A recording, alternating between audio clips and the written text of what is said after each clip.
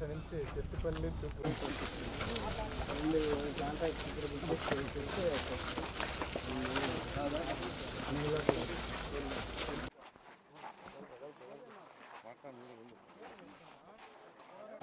గత ప్రభుత్వం ప్రజల మీద చెత్త పన్ను వేసింది, చెత్త ప్రభుత్వం.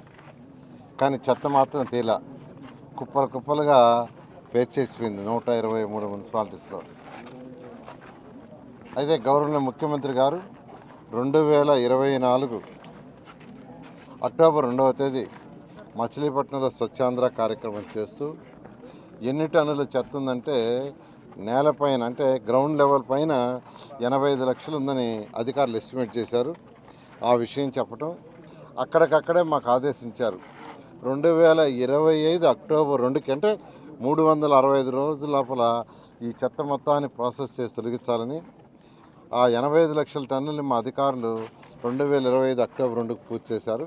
అయితే గ్రౌండ్ కంటే కింద ఎంత ఉందని ఎస్టిమేట్ చేస్తే దాదాపు మొత్తం 153 లక్షల టన్నులని తేలింది. ఇంకా కూడా కొన్ని దగ్గర ఎస్టిమేట్ చేయాల్సింది. ఇంకొక 60,000 లేదంటే 1,00,000 టన్నులు ఉంటుందని ఎస్టిమేట్ చేస్తున్నారు.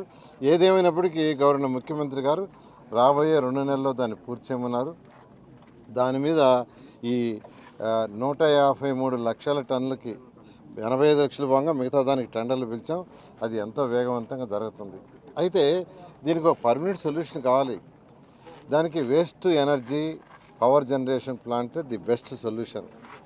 అది 2014-19లోనే గౌరవనీయ ముఖ్యమంత్రి గారు డెవలప్డ్ కంట్రీస్లో ఎలా చేస్తున్నారో అటు టోక్యోలో అటు సింగపూర్లో అనేక కంట్రీస్లో స్టడీ చేసి వారికి తెలిపిన తర్వాత వారు కూడా స్వయాన్ని చూశారు.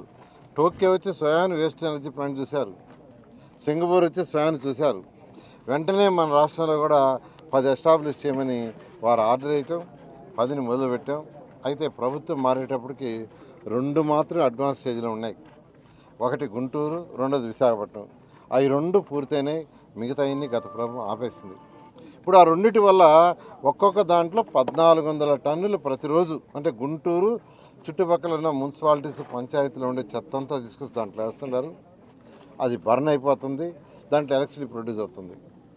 1400 2,800.